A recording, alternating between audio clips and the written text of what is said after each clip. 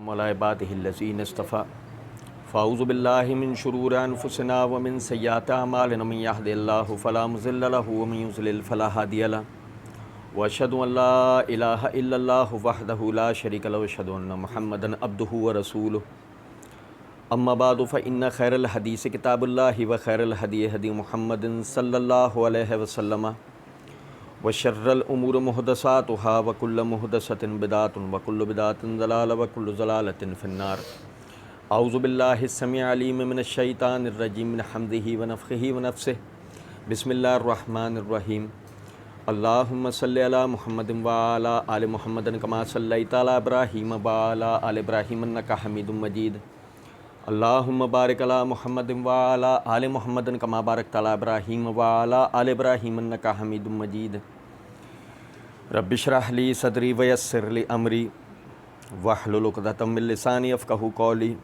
رب زدني علما۔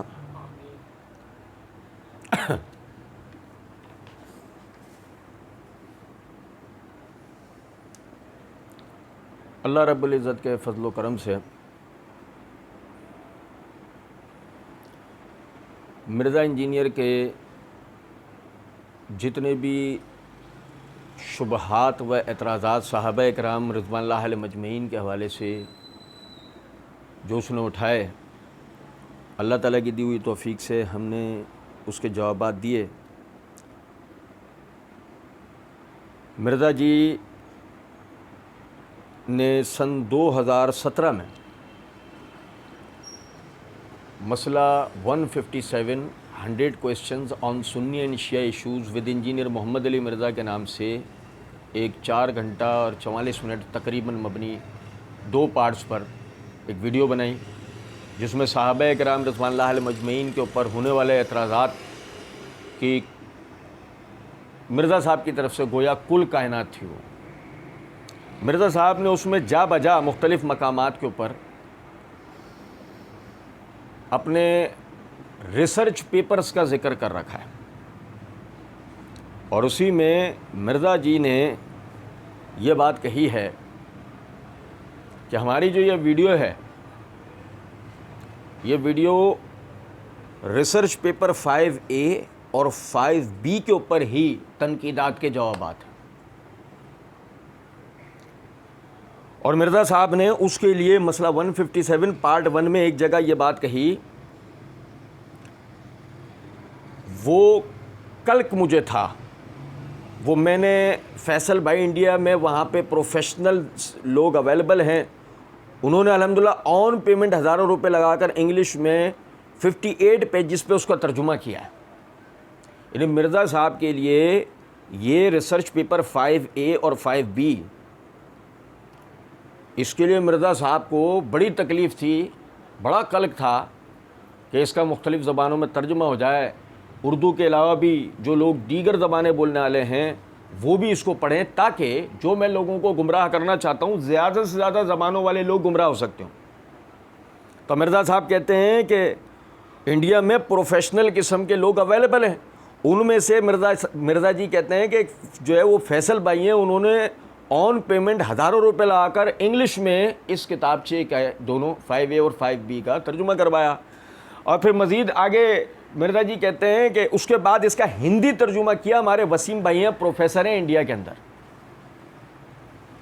گویا کہ مسئلہ 157 جو ہے اس کی ایجاد ہی یہ دونوں پمفلٹس تھے۔ پھر مرزا جی چونکہ مسئلہ 157 میں علی الحسن نقوی صاحب گویا ان کے سامنے بیٹھ کر سوالات کر رہے ہیں، پورا ایک اسٹیج ہے، ہم نے تو کئی جگہ اس کے جوابات کے دوران اس کو ثابت کیا ہے اللہ کے کرم سے۔ وہ سوالات کرتے ہیں، مرزا جی جوابات دیتے ہیں، تو ایسے ہی ایک سوال کے دوران علی الحسن نقوی نے کوئی ایسی بات کی جو ریسرچ پیپر میں پہلے موجود تھی، لیکن پھر بھی انہوں نے جوں کا توں سوال کیا ہے۔ مرزا صاحب پارٹ 1 میں ہی یہ سوال ہوتا ہے اور جواب دیتے ہیں، میرے بھائی آپ یہ پمفلٹ پڑھتے نہیں، یہ سمندر ہے، یہ سمندر ہے، اور مزید کچھ جملوں کے بعد کہتے ہیں اس میں سب کچھ ڈالا ہوا ہے میں نے، اس میں سب کچھ ڈالا ہوا ہے میں نے۔ اس کا مطلب یہ ہوا اگر مرزا صاحب کی رافضیت میں دیکھا ہم قصے کہانیوں میں پڑھتے سنتے ہیں جادوگر کی جان جو ہے نا طوطے میں ہوتی ہے، پڑھتے نا. مرزا جی آپ تو پتہ ہی ہے نا، ہماری جہلمی رادھا یہ بھی ایک جادوگر ہے، رسیاں پھینک کر اظہار بند پھینک کر دکھاتی کیا ہے؟ سانپ. تو اس کی جان کہاں ہے؟ ان پمفلیٹس میں. سمجھ رہے ہیں بات کا مطلب؟ یعنی تو اللہ تعالیٰ کے فضل و کرم سے یہ ریسرچ پیپر 5A اور 5B کا بھی آج سے انشاءاللہ یہ جوابات کا سلسلہ جو ہم شروع کر رہے ہیں. سن 2015 کے اندر ریسرچ پیپر 5A یہ شائع شدہ ہے. یہاں لکھا ہے 24 اکتوبر 2015 10 محرم الحرام 1437 ہجری. اور بڑی اہمیت کے حامل بات ہے کہ 10 محرم الحرام کو اس کی اشاعت، یہ بڑی اہمیت کے حامل بات ہے. گویا کہ مرزا صاحب نے جہاں سے رافضیت کی ابتدا ہوتی ہے وہیں سے اپنے پمفلیٹ کے ابتدا کی ہے. بہرحال اچھا، مرزا صاحب نے اس کا عنوان رکھا ہے ریسرچ پیپر 5A کا رافضیت، ناسبیت اور یزیدیت کا تحقیقی جائزہ. بھائی جان، رافضیت، ناسبیت اور یزیدیت کا تحقیقی جائزہ، یہ اس کا عنوان رکھا ہے. اچھا، پھر ایک بات غور طلب ہے، اگر جب تحقیق کی بات کی جائے تو لازمی سی بات ہے ماخذ اس کے لیے کیا ہوتے ہیں. میں مرزا صاحب کی زبانی فی الوقت آپ کو سرسری بتا رہا ہوں، آگے ہم انشاءاللہ اس کے اوپر تفصیل پڑھیں گے. مرزا جی نے ان ماخذ کی تفصیلات بتائی ہیں، قرآن اور اس کی تفسیر یعنی صحیح حدیث، اجماع امت اور قیاس یا اجتہاد. تفصیل ہم آگے پڑھ رہے ہیں. ٹھیک ہے، تحقیق کے جو ماخذ ہیں وہ یہ ہیں. لیکن مسئلہ یہ ہے رافضیت، ناسبیت اور یزیدیت یہ اصطلاحات ہیں، گروہی اصطلاحات. کیا ہیں؟ گروہی اصطلاحات ہیں. اور ہمیں یہ بات سمجھنی چاہیے کہ اسلام اپنے ابتدائی دور میں گروہی فرقہ وارانہ تعصبات کا شکار تھا ہی نہیں. لہذا جس دور میں قرآن اور سنت، اجماع امت میں پہلا اجماع یعنی اجماع صحابہ اور انہی کے اجتہادات منقول و مربوط ہوئے. سنیں ذرا بات، لازماً عقل و نقل کا تقاضا یہ ہے کہ یہ اصطلاحات، یہ گروہی اصطلاحات اس وقت میں تو موجود نہیں ہو سکتی. ہو سکتی ہیں؟ نہیں ہو سکتی. لازماً پھر یہ گروہی اصطلاحات جو ہیں یہ بعد کی تواریخ کے اندر ہوں گی. تاریخ کی جمع تواریخ، یہ بعد کی تواریخ میں ہوں گی. اور مرزا صاحب نے اپنے اس پمفلیٹ کے اندر یہ بات لکھی ہے، یعنی لکھوائی ہے کہ محدثین نظام کے علمی میدان میں ان جھوٹے تاریخی حوالوں کی حیثیت کھوٹے سکوں کی مانند ہے. جس کا مطلب یہ ہے کہ مرزا صاحب اپنے اس پمفلیٹ کے اندر تاریخی حوالہ جات کا استعمال نہیں کریں گے. قرآن، حدیث، اجماع امت اور اجتہاد پر مبنی یہ پمفلیٹس ریسرچ پیپر 5A 5B ہوگا. ایسے ہی نا. لیکن کیا کر سکتے ہیں اس بات پر کہ یہیں ابتدا سے یہ بات سمجھ میں آ جاتی ہے کہ بغیر تاریخی ماخذ کے یا بغیر محدثین یا خصوصاً علماء اصولیین کے اقوال نقل کیے بغیر آپ رافضیت، ناسبیت یا بقول آپ یزیدیت کا تحقیقی جائزہ پیش کیسے کر سکتے ہیں؟ یہاں تک آپ بات سمجھے یا نہیں؟ اب مسئلہ یہ ہے کہ اگر مرزا صاحب اپنے پمفلٹ کے ابتدا ہی ان گروہی اصطلاحات کی تعریف بیان کرنے کے لیے محدثین کے اقوال درج کر دیتے یا مورخین کے اقوال درج کر دیتے یا علماء اصولیین کے اقوال درج کر دیتے تو مسئلہ یہاں یہ آ جاتا ہے کہ مرزا جی اپنے حواریوں کو، اپنے مقلدین کو بابا پرستی کہہ کر انہی محدثین و مورخین سے تو ہٹاتے ہیں. کچھ بات آ رہی ہے سمجھ میں یا نہیں؟ اس لیے مرزا جی کی مجبوری ہے کہ اس کے لیے مرزا جی اپنی بات تو کر سکتے ہیں، ائمہ کرام، محدثین اعظام و مورخین کی کوئی بات کر سکتے، تو مرزا جی اپنے پیر پر کلہاڑا نہیں ماریں گے، بلکہ ایسا کر کے مرزا جی اپنے پیر کا کیما ہی بنوا دیں گے.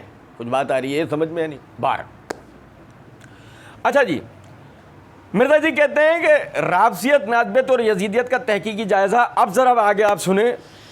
مرزا جی کہتے ہیں کہ رافضیت، اب بریکٹ کے اندر یعنی کہ ایک بریکٹ میں رافضیت، ناسبت اور یزیدیت کا تحقیقی جائزہ یہ عنوان آ گیا ہے، ٹھیک ہے، اور نیچے یہ رافضیت کی تعریف، یہ ناسبیت کی تعریف، یہ یزیدیت کی تعریف آ رہی ہے. ہم اس کو پڑھیں گے.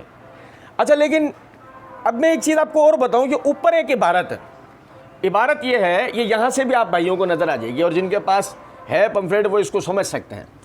یہاں لکھا ہے کہ فرقہ واریت سے بچ کر صرف قرآن اور صحیح الاسناد احادیث کو حجت و دلیل ماننے اور جھوٹی، بے سند اور ضعیف الاسناد تاریخی روایات کے فتنوں سے بچنے والوں کے لیے.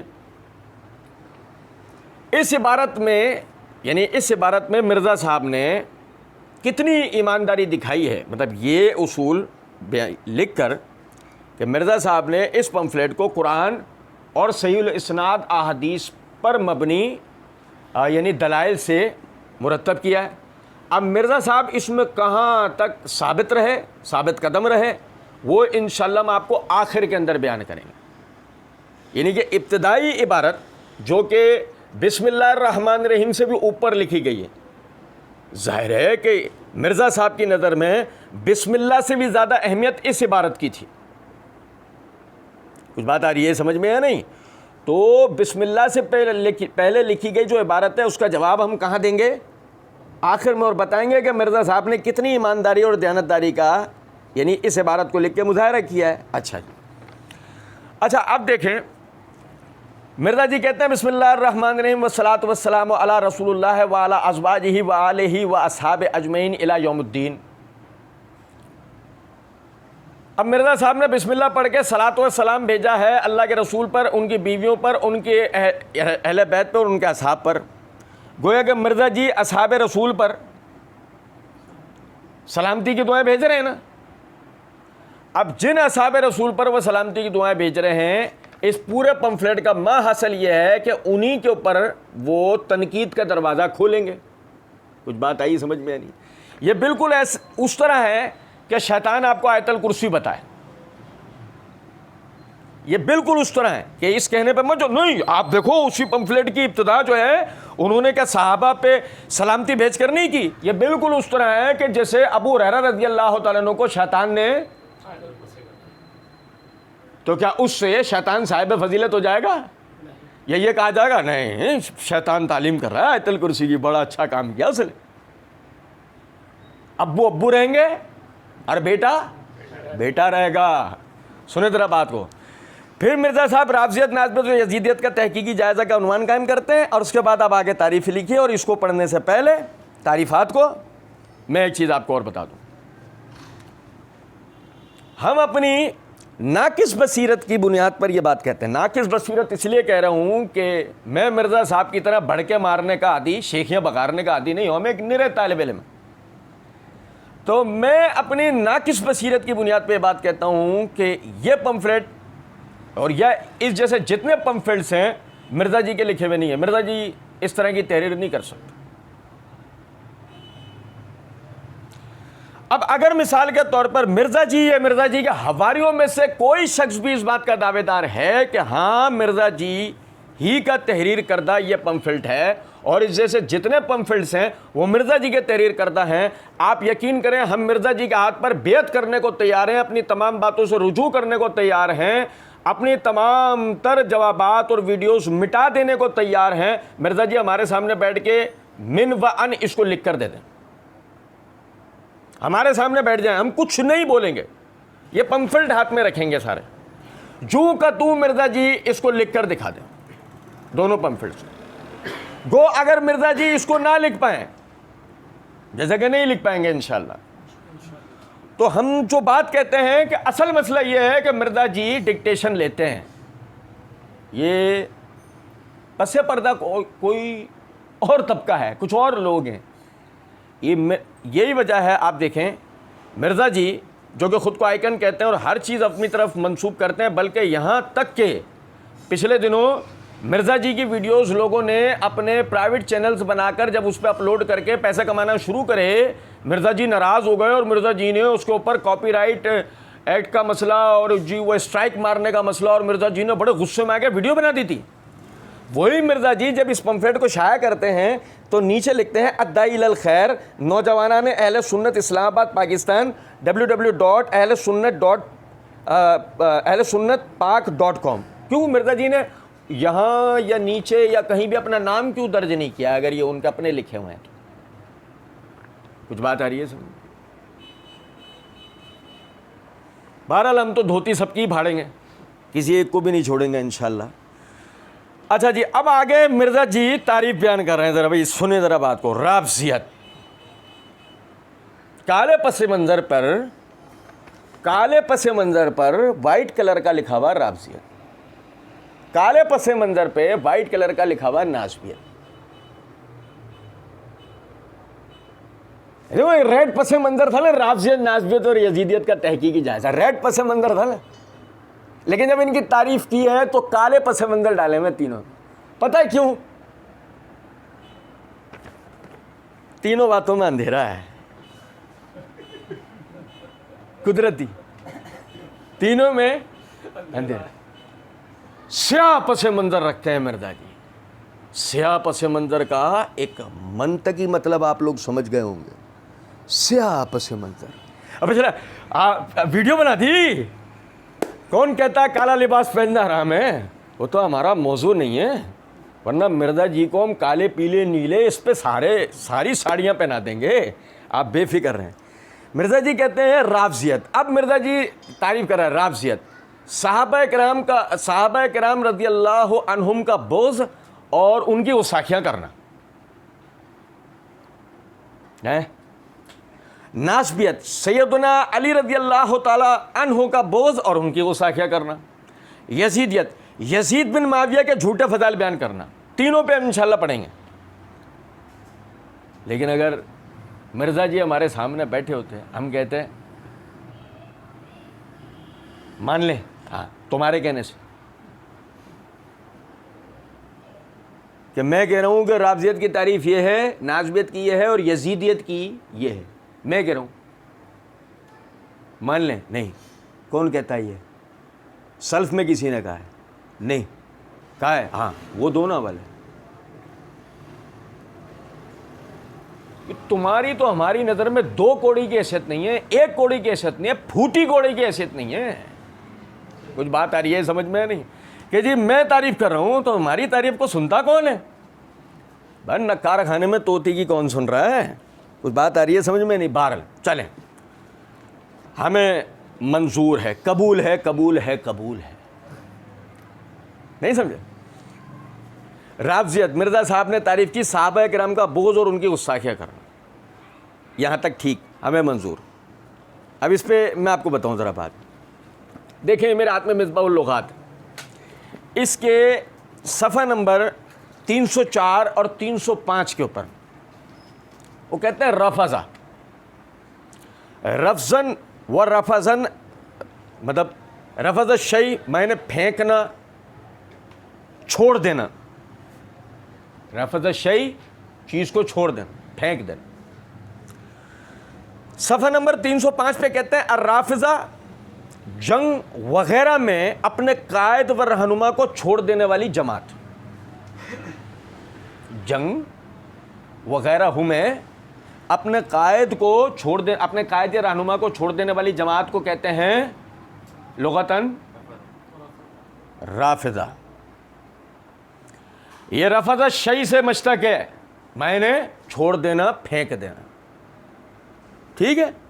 اب سمجھیں رافضی اصطلاح، یہ رافضی کی تعریف کیا ہے؟ معنی سمجھ لیا ہم نے یہ میرے ہاتھ میں تلبیس ابلیس ہے، ابن الجوزی رحمۃ اللہ علیہ. کون ابن الجوزی؟ مسئلہ 157 پارٹ 2 میں مرزا انجینئر جہاں ان کا نام لیتے ہیں تو کہتے ہیں محدث ابن الجوزی. وہ ابن الجوزی تلبیس ابلیس صفحہ 154 کے اوپر کہتے ہیں کہ روافض میں سے ایک فرقہ یہ اعتقاد رکھتا ہے کہ ابو بکر عمر کافر تھے، نعوذ باللہ من ذلک. بعض نے کہا کہ نہیں، بلکہ بعد رسول اللہ صلی اللہ علیہ وسلم کے مرتد ہو گئے تھے. اور بعض روافض کا یہ قول ہے کہ سوائے علی کے سب سے بیزاری ضروری ہے. ہمیں صحیح روایت یہ پہنچی ہے کہ شیعہ نے زید بن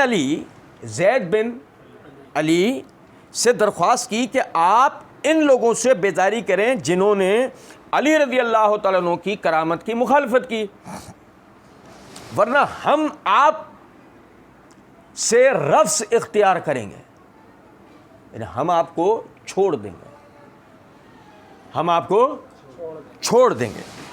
آپ نے اس سے انکار کر دیا.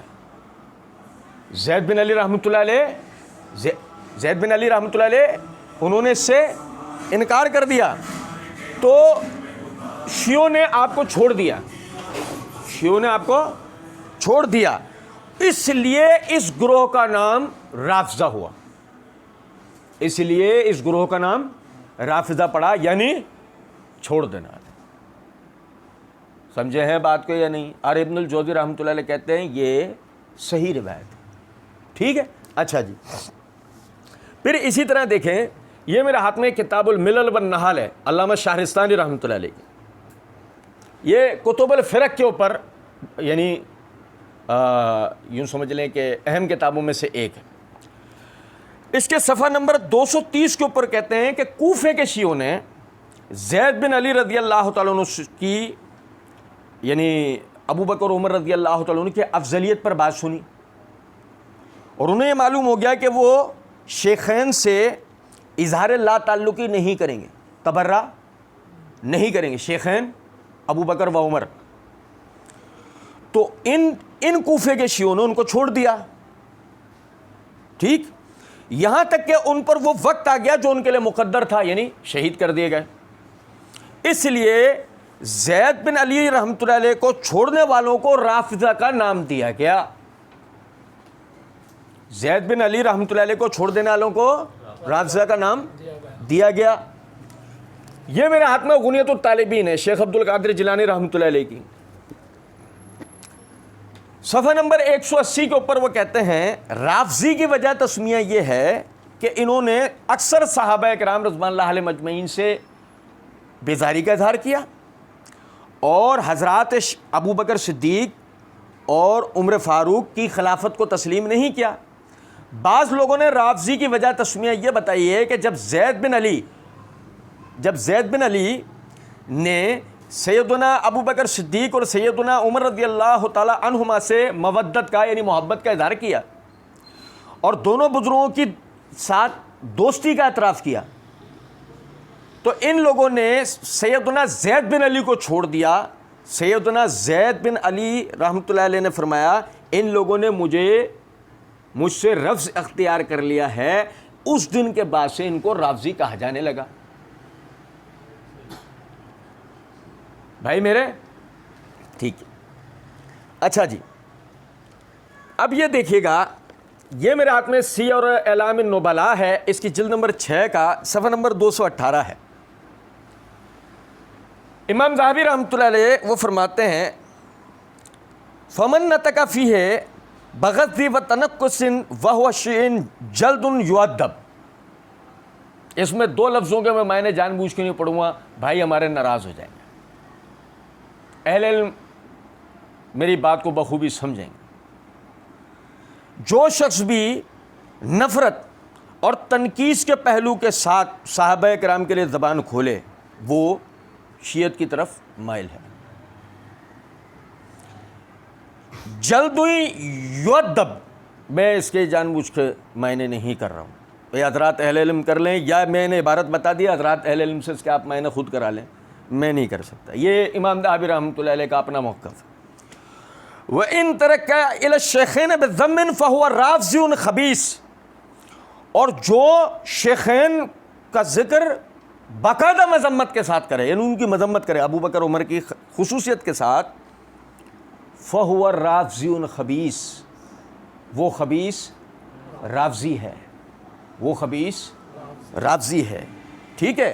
اچھا جی، یہ ابھی عبارت آگے ہم نازبی کی بحث میں پڑھیں گے، سمجھے گا ذرا بات. اچھا جی، پھر یہ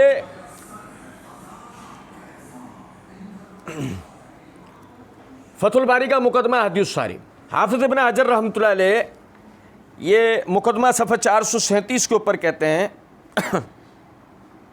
فمن قدمہ علی ابی بکر و عمر فہو غالن فتشیع ویطلق علیہ رافضی، جو شخص بھی سیدنا علی بن ابی طالب رضی اللہ تعالیٰ عنہ کو ابو بکر و عمر سے مقدم کرے اور اس حوالے سے غلو کرے، وہ یعنی تشیع کی طرف راغب ہے. اور بعض نے اس پر اطلاق رافضی کا کیا ہے، بعض نے اس پر اطلاق رافضی کا کیا ہے. اچھا جی،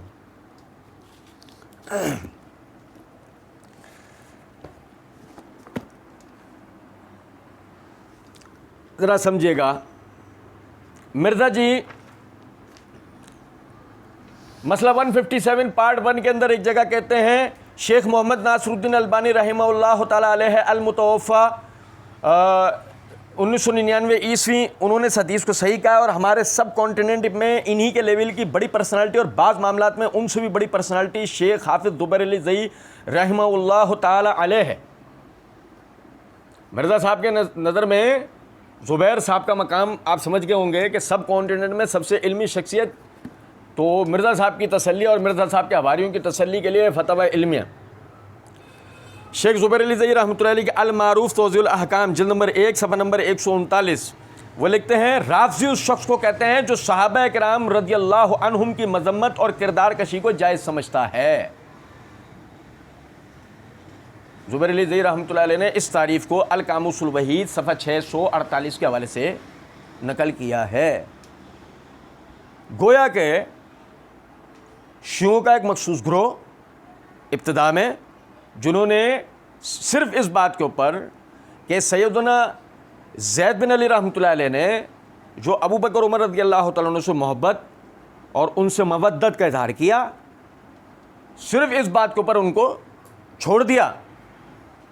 ان لوگوں کو زید بن علی اپنے قائد کو چھوڑ دینے کے وجہ سے ان کا نام پڑا رافضی، کیونکہ لغت میں رافضی کس کو کہتے ہیں؟ اپنے قائد کو کسی بھی جگہ جہاں یعنی قیادت و رہنمائی کی ضرورت ہوتی ہے وہاں چھوڑ دینے کو رافضہ کہا جاتا ہے، اس لیے ان کو رافضی کہا جانے لگا. ٹھیک ہے.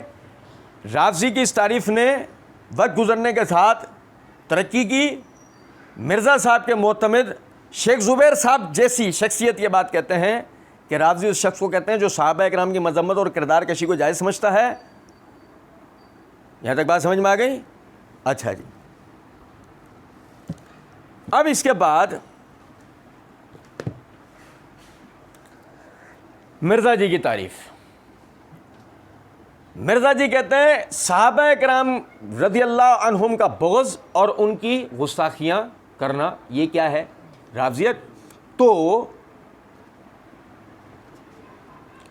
آئینہ ان کو دکھایا تو برا مان گئے.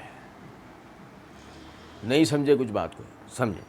ایک تو مرزا صاحب کا یہ والا چہرہ تھا نا ڈینٹونک، اب یہ ڈینٹونک جو بورڈ کے پیچھے سے نکلے گا وہ والا ڈینٹونک دیکھیے گا آپ ذرا. ٹھیک ہے، سمجھیں. مسئلہ نمبر 157 پارٹ 1 کے اندر مرزا جی کہتے ہیں سیدنا عثمان کے اوپر بعض لوگ تان کرتے ہیں، ہمیں بھی کئی معاملات میں ان سے اختلاف ہے، اختلاف رائے ہے، لیکن ہم تان نہیں کرتے. نعوذ باللہ.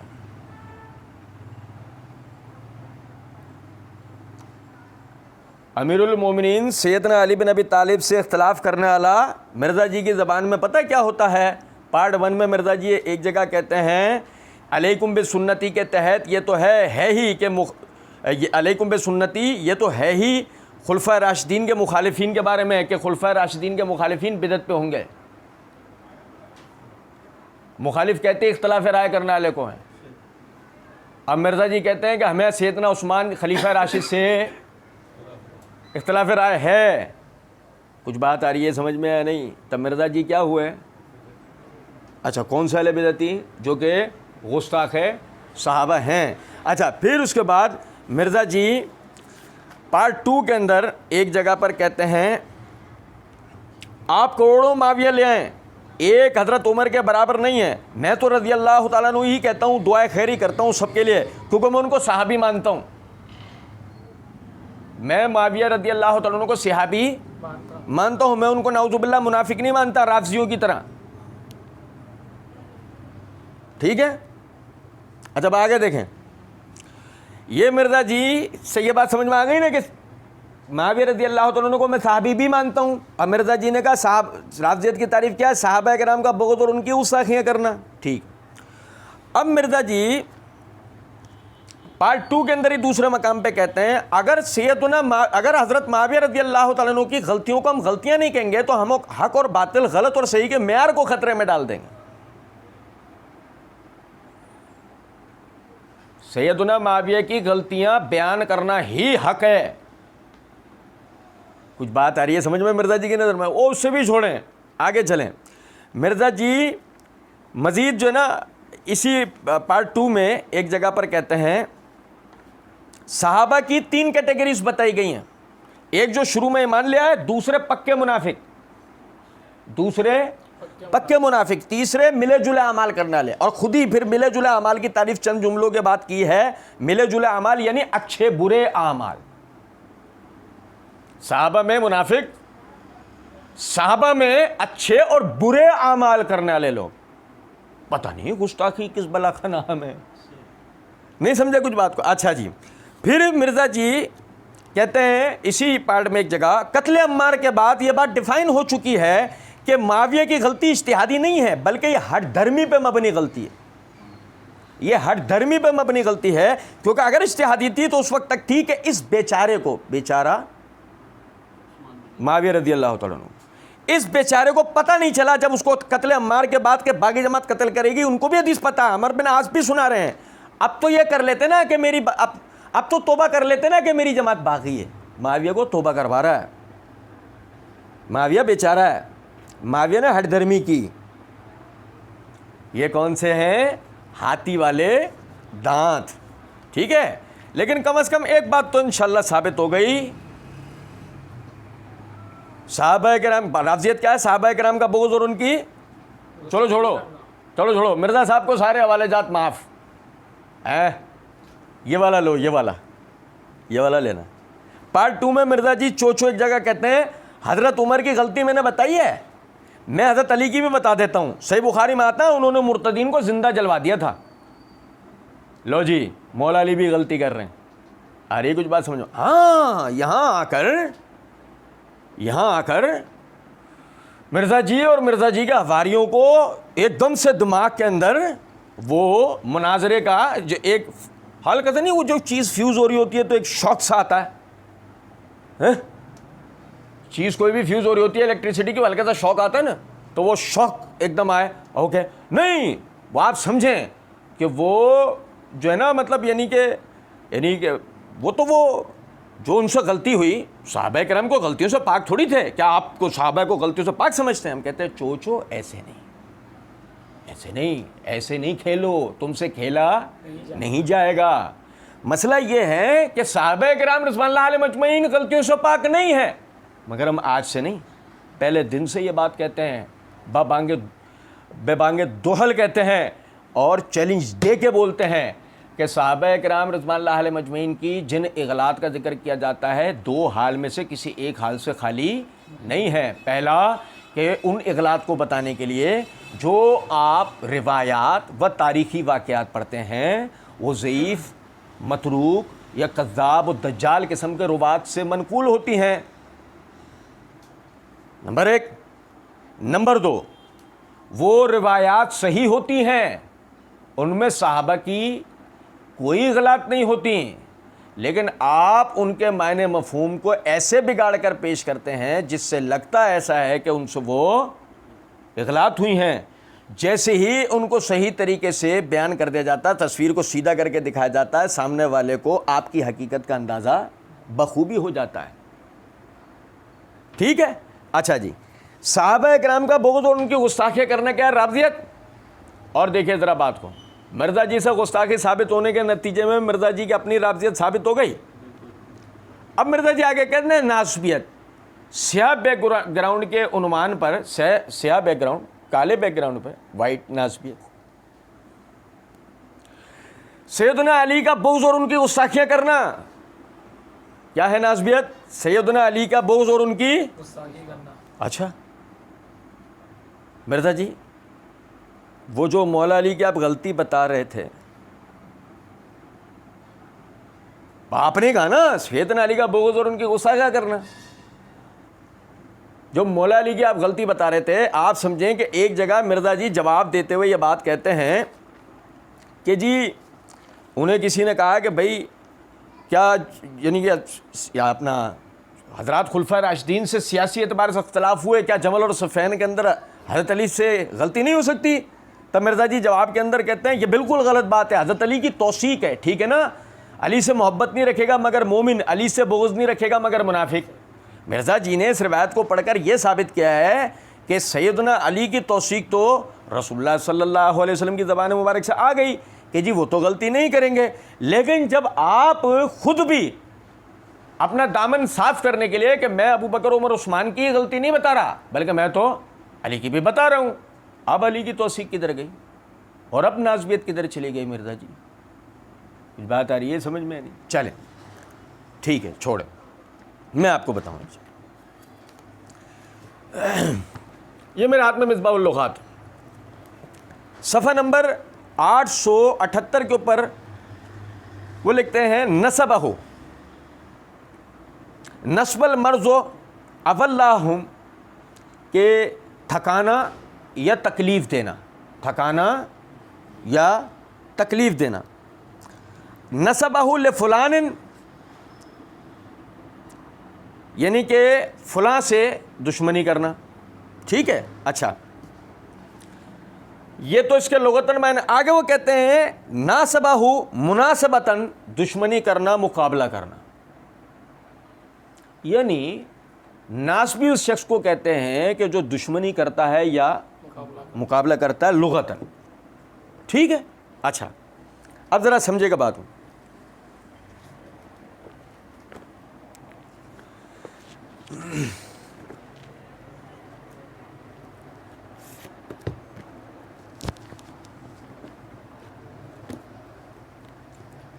یہ میرے ہاتھ میں سیر اعلام نبلا ہے، اس کی جلد نمبر 6 کا صفحہ نمبر 218 ہے.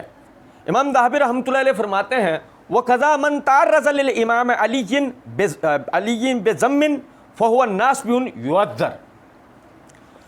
اور اسی طرح جو شخص امام علی رضی اللہ تعالی عنہ کے ذکر مذمت کے ساتھ کرے، یعنی ان کی باقاعدہ مذمت کرے، فَهُوَ نَاسِبٌ يُعَذَّرُ، وہ ناسبی ہے، اسے کوڑے مارے جائیں گے. اب بات سمجھیں یا نہیں؟ یعنی سیدنا علی رضی اللہ تعالیٰ عنہ کا ذکر اس طرح کرے کہ نعوذ باللہ ان کی مذمت کرے، یہ شخص کیا ہے؟ یہ شخص ناسبی ہے، اور امام ذہبی رحمۃ اللہ علیہ کہتے ہیں اس کو کوڑے مارے جائیں گے. اسی طریقے سے یہ میرے ہاتھ میں حدیث ساری ہے، مقدمہ فتح الباری، اس کا جلد نمبر 1 کا صفحہ نمبر 437 کے اوپر حافظ ابن حجر رحمۃ اللہ علیہ کہتے ہیں والنسب بغض علی، والنسب بغض علی وتقدیم غیرہ علیہ، اور علی کے بعد کسی کو علی پہ مقدم کرنا. نہیں سمجھے بات؟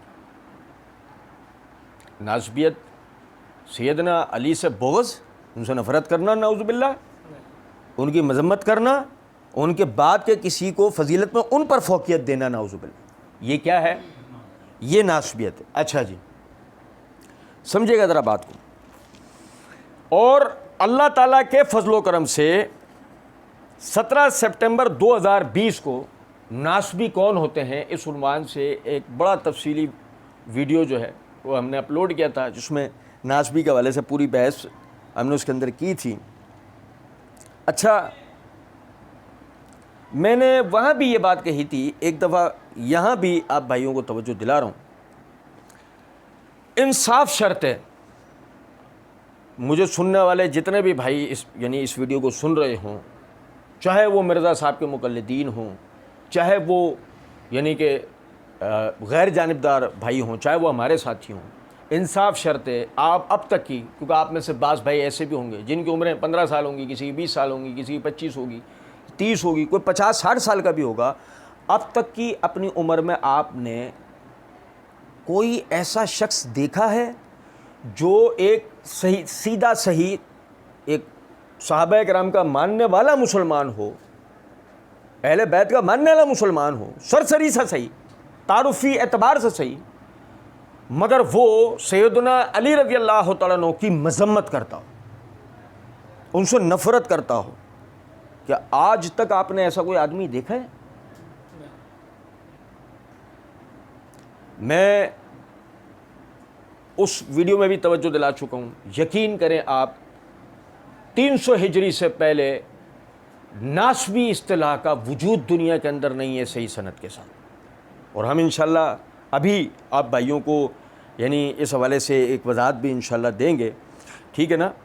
تو یہ سمجھے گا بات کو کہ ناسبی یہ اصلاً کہ جیسا کہ سیدنا کہ علی رضی اللہ تعالیٰ عنہ کی مذمت کرنے والوں کو کہا جاتا ہے. اچھا، مرزا جی کے کچھ شعوری اور لاشعوری سہولت کار ہیں، میری بات سمجھے گا، ٹھیک ہے؟ شعوری اور لاشعوری. شعوری جو باقاعدہ جان بوجھ کے مرزا صاحب کو ہتھیار فراہم کرنے کی کوشش کرتے ہیں، ٹھیک ہے؟ اور لاشعوری جو اپنی تحقیقات پیش کرنے کے نام پر کہ ایسی چیزیں سوشل میڈیا پہ وائرل کرتے ہیں جس سے رافضیت و نیم رافضیت کو فائدہ ہوتا ہے. پچھلے دنوں ایک صاحب نے فیس بک کے اوپر پوسٹ لگائی اور اس کے اوپر پوسٹ کا عنوان انہوں نے اس طریقے سے دیا کہ کیا ناسبیت جو ہے وہ دور جدید کی اصطلاح ہے، اور پھر اس کے تحت انہوں نے یہ اتیوریات، اس کے یہ صفحہ نمبر 1108 یہ 2 اسکین انہوں نے لگائے، اور ان 2 اسکین سے انہوں نے یہ ثابت کیا کہ جی ناسبی جو اصطلاح ہے وہ 260 ہجری سے بھی پہلے کی ہے. کہ جو حضرات اس حوالے سے نظر رکھنے والے ہیں کہ جنہوں نے ہمیشہ یہ بات کی کہ 300 ہجری سے پہلے سلف میں آپ کو ناسبی اصطلاح کا وجود نہیں ملے گا، کیونکہ جیسے کہ میں نے ناسبی کون ہوتے ہیں ویڈیو میں بھی اس بات کی طرف توجہ دلائی تھی کہ یہ اصل میں رافضیت کا رد عمل ہے. رافضیت کی جو بدعت ہے اس کا رد عمل میں ایک اور بدعت جو پیدا ہوئی رافضیت کے بعد، وہ ناسبیت. 300 ہجری سے پہلے اسلام میں اس کا وجود آپ کو نہیں ملے گا. سمجھے گا ذرا اس بات کو. یہ کہ یہ قول بظاہر بہت زبردست ہے، ہمارے بہت کام کا ہے بظاہر. کہ امام ابو زرع رازی رحمۃ اللہ علیہ ان کی طرف منسوب ہے، اذا رأیت الکوفی یطعن علی سفیان الثوری والزائدہ فلا تشک انہ رافضی. اگر تو دیکھے کہ کوئی شخص سفیان ثوری رحمۃ اللہ علیہ اور زائدہ بن عاصم ہے یا زائدہ بن قدامہ ہے، کہ ان میں سے کسی کے اوپر اگر تو شخص تانا زنی کرتے ہوئے دیکھے نا کسی شخص کو، تو کوئی شک نہیں ہے اس میں کہ وہ رافضی ہے. وَإِذَا رَأَيْتُ الشَّامِ يَطْعَنُ عَلَى مَكْحُولٍ بَالْأَوْزَاعِ فَلَا تَشُكُّ أَنَّهُ نَاسِبِيٌّ. اور اگر تو کسی شامی کو دیکھے کہ وہ تان کر رہا ہے مکحول اور امام مکحول اور امام اوزائی کے اوپر وہ تانہ زنی کر رہا ہے، تو اس میں کوئی شک نہیں ہے کہ وہ ناسبی ہے. دیکھیں یہ بہت زبردست قول ہے بظاہر، کیونکہ حضرات سفیان ثوری و زائدہ ائمہ اہل سنت جنہوں نے حضرات صحابہ کرام و اہل بیت کا دفاع کیا کوفے میں، حضرات مکحول، امام مکحول و عمر الاوزائی رحمۃ اللہ علیہ، انہوں نے شام کے اندر حضرات صحابہ کرام و اہل بیت کا دفاع کیا الحمدللہ، ٹھیک ہے. تو اگر مثال ہے ان کے حوالے سے اس طرح کا یہ قول ہو تو یہ ہمارے لیے بہت زبردست بات ہے کہ سفیان ثوری و زائدہ وغیرہ پر تان کرنے والا رازی ہے، امام مکحول، امام مجاہد وغیرہ پر تان کرنے والا ناسبی ہے. لیکن ایک مسئلہ ہے، اور مسئلہ یہ ہے کہ سند کے اندر ابو بکر بن ابن ابی الخصیب المسیسی یہ مجہول الحال راوی ہے. حتیٰ کہ ہمارے مہربان نے جو یہ اسکین دے رکھا ہے، اس اسکین کے حاشیے میں ہی یعنی انہوں نے ابو بکر بن ابی الخصیب المسیسی کے اوپر ایک کی علامت لگائی، اور حاشیے کے اندر وہ لکھتے ہیں ابو بکر بن ابی الخصیب المسیسی ہوا محمد بن احمد بن ابی الخصیب المسیسی. ذکر کیا اس کو مزی نے عثمان بن عبداللہ کے شاگردوں کے زمن میں، اور ابن معقولہ نے ذکر کیا ہے ابراہیم بن محمد بن فتح کے اساتذہ کے زمن میں. خطیب نے جامع الاخلاق الراوی صفحہ 250 پر ان سے روایت لی ہے، یعنی کہ ان کی ایک روایت ذکر کی ہے. اور یہ جو ابن معقولہ اور امام مزی والا جو حوالہ ہے وہ تہذیب الکمال اور الاکمال ان کی کتاب ابن معقولہ کی اس میں موجود ہے. توثیق یا تعدیل منقول نہیں ہے، اس اعتبار سے یہ مجہول الحال ہے. تو اگر یہ مجہول الحال ہیں تو امام ابو زرع رازی سے یہ قول ثابت نہیں ہوتا. اگر نہیں ثابت ہوتا تو اس صورت میں صرف ایک بات، اور وہ کیا، 300 ہجری سے پہلے ناسبیت کی اصطلاح ثابت ہوتی نہیں. بس اگر یہ روایت ثابت ہو یہ ہمارے حق میں، ہمیں اس سے کوئی مسئلہ نہیں ہے اگر یہ ثابت ہو تو. ورنہ ہماری بات آج بھی ثابت شدہ ہے کہ 300 ہجری سے پہلے ناسبیت یعنی اس اصطلاح ناسبی کا وجود مسلمانوں میں ملتا نہیں ہے. یہ رافضیت کی ترقی کے نتیجے میں 300 ہجری کے بعد جن بدعات نے جنم لیا، رافضیت کے نتیجے میں انہی میں سے نکلی ہوئی ایک بدعت یہ بھی ہے. اچھا جی، پھر اس کے بعد آپ دیکھیں، میں نے توجہ دلائی تھی پہلے بھی، اور میں ایک مرتبہ پھر آپ کو توجہ دلا دیتا ہوں. دیکھیں میرے بھائیوں، ناسبی اصل میں یہ اصطلاح کہاں سے ایجاد ہوئی اور اصل میں یہ کن کے لیے استعمال ہوئی، اس کو ہمیں ضرور سمجھنا چاہیے. یہ مجلس علمی اسلامی پاکستان کی چھپی ہوئی مترجم حق الیقین ہے. جناب سید بشارت حسین صاحب نے اس کا ترجمہ کر رکھا ہے. صفحہ نمبر 288 کے اوپر روایت ملا باقر مجلسی کے حوالے سے لکھی ہے کہ ابن ادریس نے محمد بن علی عیسیٰ سے روایت کی ہے کہ لوگوں نے امام علی نقی کی خدمت میں عریضہ لکھا کہ ہم ناسبی کو جاننے اور پہچاننے میں اس سے زیادہ محتاج ہیں کہ حضرت امیر المومنین پر، حضرت امیر المومنین یعنی علی رضی اللہ تعالی عنہ، حضرت امیر المومنین پر ابو بکر و عمر کو مقدم جانے اور دونوں کی امامت کا اعتقاد رکھے. حضرت نے فرمایا تو جو شخص یہ اعتقاد رکھتا ہے وہ ناسبی ہے. یعنی جو شخص سیدنا ابو بکر و عمر کو سیدنا علی سے مقدم جانے اور ان کی خلافت کا اعتقاد رکھے سیدنا علی سے پہلے، ہمارے بھائیوں کی نظر میں وہ کیا ہے، ناسبی ہے. اور جیسے کہ میں نے اپنی اس ویڈیو میں بھی توجہ دلائی تھی، کون سا ایسا اہل سنت ہے جو ابو بکر و عمر کی فضیلت و خلافت کا سیدنا علی بن ابی طالب رضی اللہ تعالیٰ عنہ سے پہلے قائل نہیں ہے؟ تو اس اعتبار سے پھر کون سا ایسا اہل سنت بچا جو ناسبی نہیں ہے؟ یہ بات آ رہی ہے سمجھ میں نہیں؟ اچھا جی، پھر اسی طریقے سے آپ یہ دیکھیں، یہ میرے ہاتھ میں مجالس المومنین ہے قاضی نور اللہ شوستری کی. اس کے صفحہ نمبر 672 کے اوپر وہ لکھتے ہیں، شیخ اجل ابراہیم بن سلمان قطیفی نے اپنی کتاب وادیہ میں اسی مضمون کے 18 احادیث تحریر کی ہیں جن کا ما حاصل یہ ہے کہ شیعہ ہی فرقہ ناجیہ ہے، اور جو شخص حضرت علی علیہ السلام پر کسی دوسرے کو مقدم رکھے وہ ناسبی ہے. یعنی ناسبی وہ نہیں ہے اصلاً کہ جو نعوذ باللہ من ذالک سیدنا معاویہ، عمر بن عاص، مغیرہ بن شعبہ یا حضرات بنو امیہ کے اوپر لگے جھوٹے الزامات کے جوابات دے.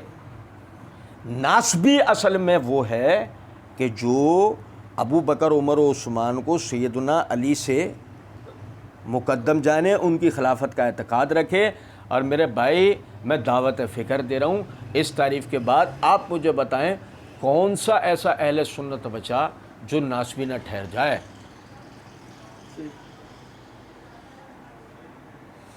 مرزا صاحب نے جو کہا کہ سیدنا علی کا بغض اور ان کی گستاخی کرنا یہ ناسبیت ہے، ہم اس کو بھی، مرزا جی کی اس تعریف کو بھی اپنے سر آنکھوں پر رکھتے ہیں، کوئی مسئلہ نہیں، لیکن یہ اصلاً حقائق کو چھپانا ہے، کیونکہ ٹھیک ہے تھوڑی دیر کے لیے تسلیم کر لیتے ہیں کہ واقعی ناسبیت جو ہے اسی چیز کا نام ہے، مگر اس صورت میں آپ کو ہمیں حقیقت میں آج ناسبی دکھانا پڑے گا، جو نعوذ باللہ من ذالک ثم استغفر اللہ سیدنا علی بن ابی طالب رضی اللہ تعالی عنہ سے بغض کا اظہار کرے، ان کی مذمت کرے، نعوذ باللہ من ذالک۔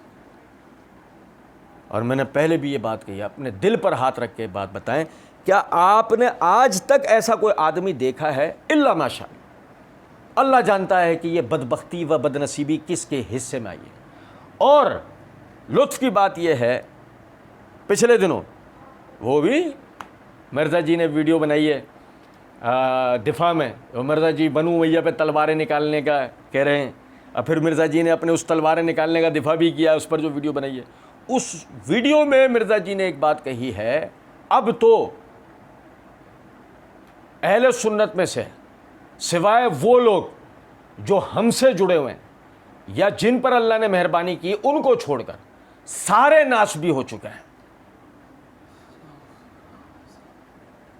حوالہ ہمارے ذمہ ہے، ویڈیو کا حوالہ، مطلب پوری بات مرزا جی نے یہ کہی ہے کہ اہل تشیع میں جنہیں اللہ چاہے انہیں چھوڑ کے باقی سب راضی ہو چکے ہیں، اور اہل سنت میں جو ہم سے جڑ جائیں یعنی مرزا جی سے، اور جنہیں اللہ چاہے انہیں چھوڑ کے باقی سارے ناسبی ہو چکے ہیں۔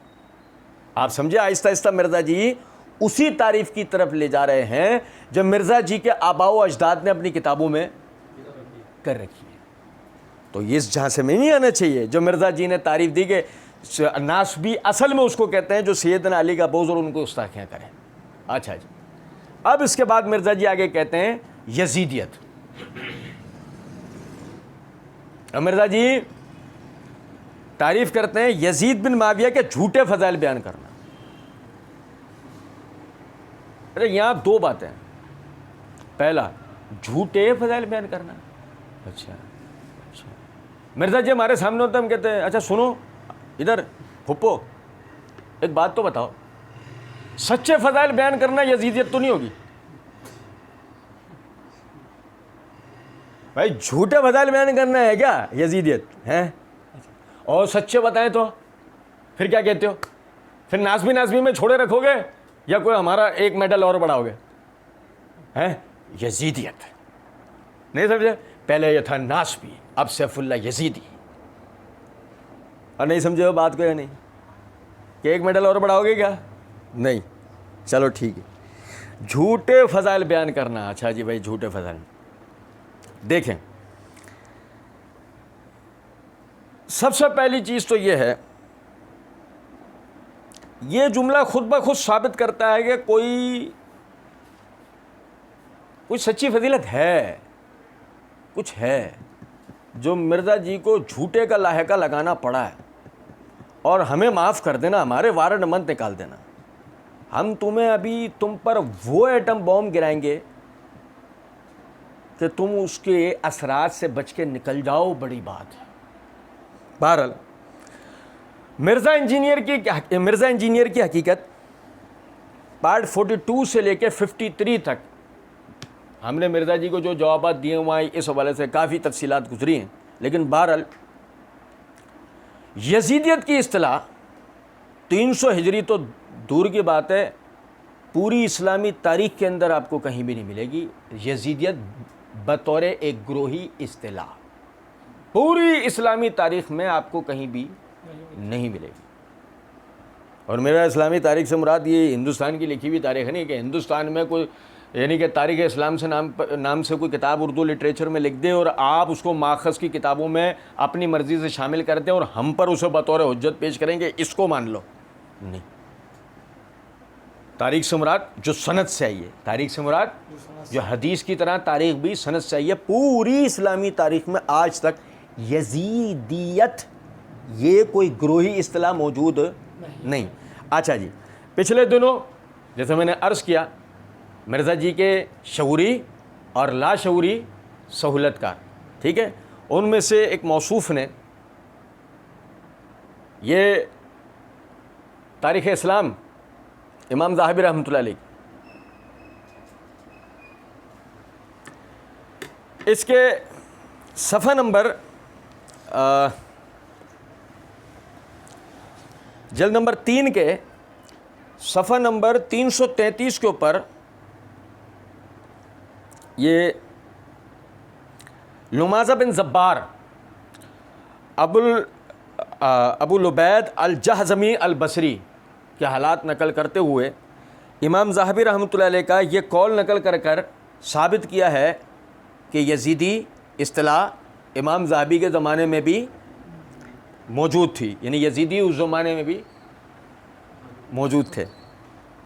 اچھا جی, اب وہ عبارت کیا ہے؟ عبارت یہ ہے کہ امام ذہبی رحمۃ اللہ علیہ کہتے ہیں ما یلام الشیعی علی بغض ھذا الناصبی الیزیدی الذی ینال من علی ویروی مناقب یزید. یہ لمازہ بن زبار یہ سیدنا علی رضی اللہ تعالیٰ عنہ کا ذکر مذمت کے ساتھ کرتا تھا, یعنی اس کی ناسبیت میں کوئی شک نہیں ہے. امام ذہبی رحمۃ اللہ علیہ کہتے ہیں اب ہم شیعہ پہ کیا ملامت کریں, اب ہم شیعہ پہ کیا ملامت کریں کہ اس ناسبی یزیدی کی وجہ سے کہ جو کہ سیدنا امیر المومنین علی رضی اللہ تعالیٰ عنہ کا یعنی کہ مذمت کے ساتھ ذکر کرتا ہے, ان پہ دشنام ترازی کرتا ہے اور یزید کے مناقب بیان کرتا ہے. سمجھے ہیں بات کا مطلب؟ اب ایک معمولی طالب علم بھی اس بات کو جانتا ہے کہ جب ہم اصطلاح کی بات کریں تو اصطلاح کا اطلاق شخص واحد پہ نہیں ہوتا, گروہ پر ہوتا ہے. لقب کا اطلاق ہوتا ہے شخص واحد پر. لقب کا اطلاق ہوتا ہے شخص واحد پر اور اصطلاح کا استعمال ہوتا ہے گروہ پر. جیسے کہ قرآن میں شیعہ ابراہیم علیہ السلام کے لیے لقب کے طور پر آیا ہے. شیعہ جو گروہ ہے جس کی شیعہ اصطلاح ہے یہ اس اعتبار سے نہیں آیا کہ کوئی کہے ابراہیم علیہ السلام بھی شیعہ تھے. کچھ بات آ رہی ہے سمجھ میں؟ وہ شیعہ ان کا لقب کہ وہ اپنے اندر ون مین آرمی تھے, اس اعتبار سے ان کا وہ لقب شیعہ وہاں پر آیا ہے. سمجھے ذرا بات, فرد کے لیے لقب آتا ہے, گروہ کے لیے اصطلاح آتی ہے. لمازہ بن زبار گروہ تھا, یہ فرد تھا. آپ کیا دکھانے والے تھے ہمیں؟ یزیدی گروہ, اور دکھایا گیا فرد. آئی کچھ سمجھ میں بات یا نہیں؟ نمبر 1. نمبر 2, اور اگر جو امام ذہبی رحمۃ اللہ علیہ نے اس کو مناقب یزید بتانے کی وجہ سے یزیدی کہہ دیا, یعنی اس کا انتساب یزید کی طرف کر دیا ہے, اس اعتبار سے آپ کسی شخص کو بھی کہ جو کسی طرح کی یزید کی ثابت شدہ بھی اگر ہو کوئی منقبت وہ بیان کر رہا ہو تو اس کو آپ یزیدی کہیں گے تو دوسروں کو جانے دیں. ہمارے وارنٹ مت نکال دیجیے گا. پتہ ہے سب سے پہلے وارنٹ کس کے نکالنے ہیں؟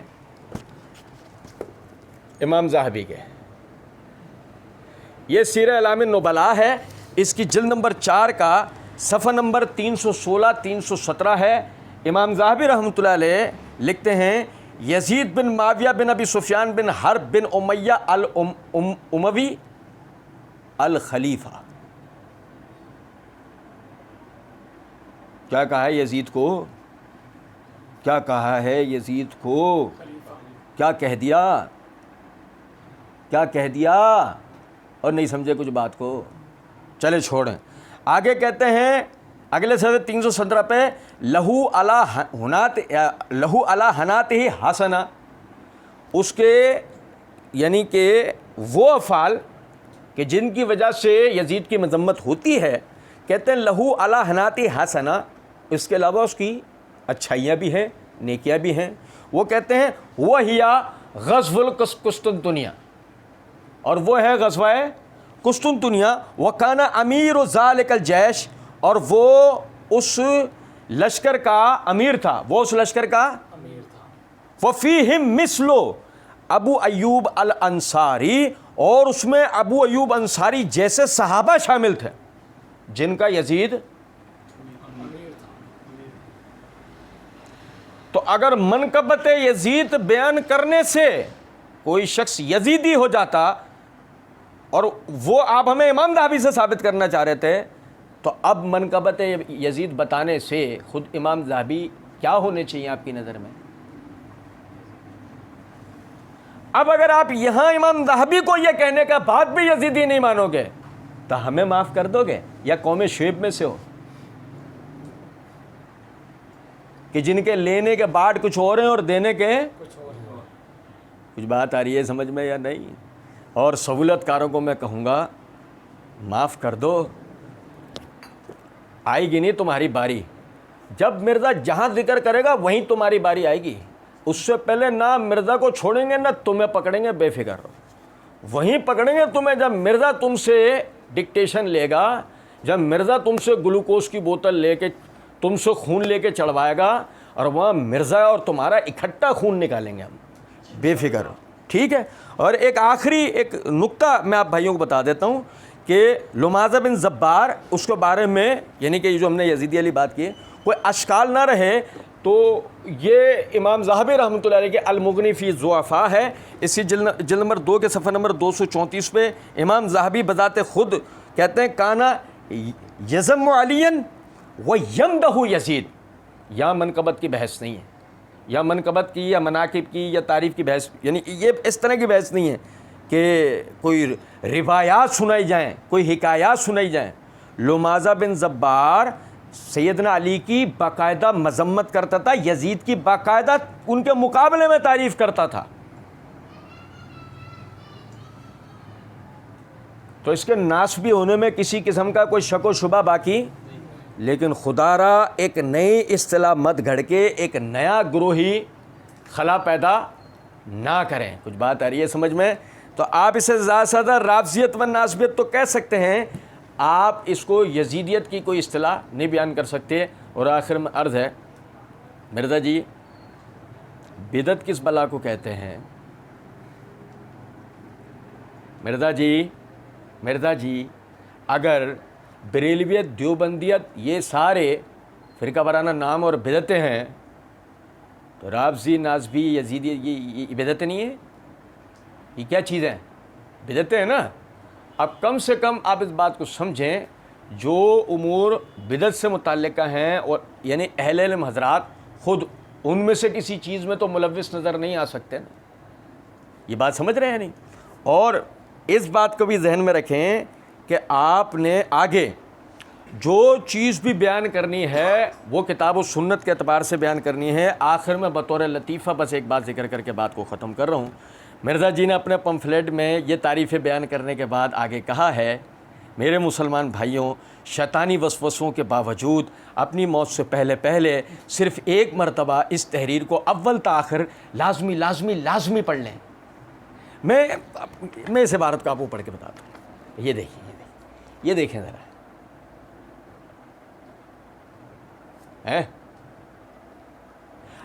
یہ ہماری مارکیٹ میں ایک فقیر آتا، ایک بھیک مانگنے والا آتا ہے، اللہ کے نام پہ دے دو، اللہ کے ماننے والے ہو تم دے دو، رسول کے ماننے والے ہو تم دے دو، 1 روپیہ دینے سے تمہارا کچھ بھی نہیں جائے گا، خدا را دے دو۔ میں یہ پمفلیٹ دیکھتا ہوں تو یہ بھیکاری مجھے سمجھ میں آتا ہے، مرزا بھیکاری۔ سنو ذرا بات کو، یہ مرزا بھیکاری دیکھو کیا بول رہا ہے، ذرا سننا اس بھیکاری کو۔ میرے مسلمان بھائیوں، شیطانی وسوسوں کے باوجود اپنی موت سے پہلے صرف ایک مرتبہ اس تحریر کو اول تا آخر لازمی پڑھ لیں۔ دیکھو اس جذباتی ارادہ کو کیسا پانی پہ چڑھا رہی ہے میں یہ، اپنی موت سے پہلے کیسا چورن بیچنا چاہ رہی ہے اپنے، یہ وہ نہیں آتے وہ انشورنس پالیسی والے، کیا پتا کل تم مر جاؤ، یہ ہماری پالیسی لے لو، ہماری دکان چلنے دو، ہمارا چورن بکنے دو۔ اب پتہ ہے مرزا جی کا بھاری بڑا مذاق اڑاتے ہیں۔ ہیں؟ نہیں سمجھے؟ میں آپ کو بتاؤں، ہے نا، مرزا جی اور مرزا جی کا بھاری بڑا مذاق اڑاتے ہیں نا. تعارف کرانے کی ضرورت تو نہیں ہے، میں صرف ایک عبارت پڑھ کے بتاتا ہوں، پھر آپ کو بتاؤں گا یہ والا علم کلام کہاں سے آیا.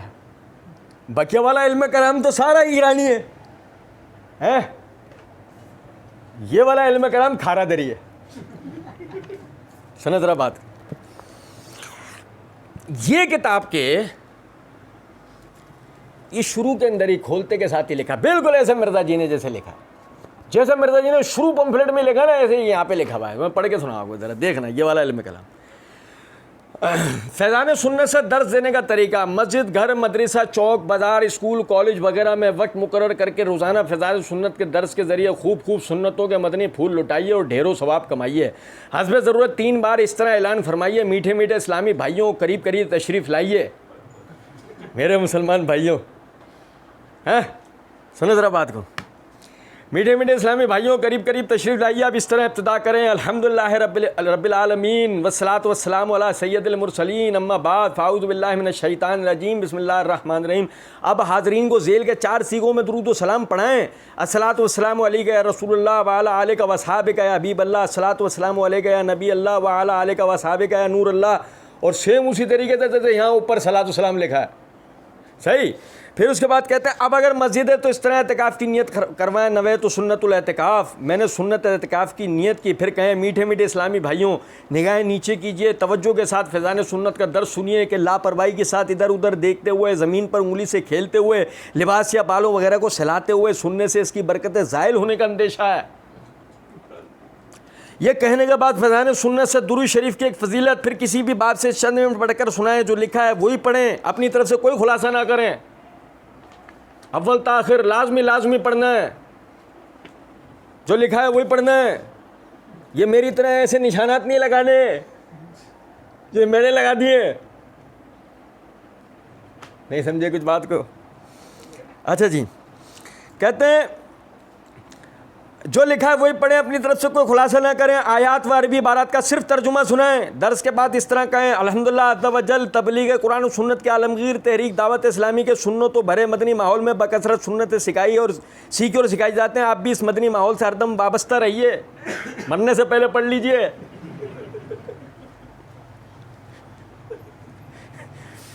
سمجھ رہے بات؟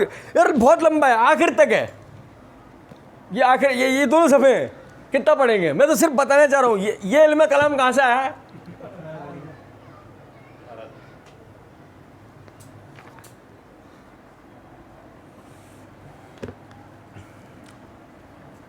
شیشے کے گھر میں بیٹھ کر دوسروں پر پتھراؤ نہیں کرنا چاہیے. کچھ بات آ رہی ہے سمجھ میں ہے؟ نہیں تمہیں پتہ ہی نہیں تھا جب تم یہ سب کچھ لکھ رہے تھے تو ہم بھی دنیا میں فارغ پھر رہے تھے. کچھ بات آ رہی ہے سمجھ میں ہے؟ نہیں. بہرحال تو یہ اسی طرح انجینئرنگ جاری رہے گی. اللہ رب العزت سمجھنے اور عمل کرنے کی توفیق دے. وما علینا الا البلاغ.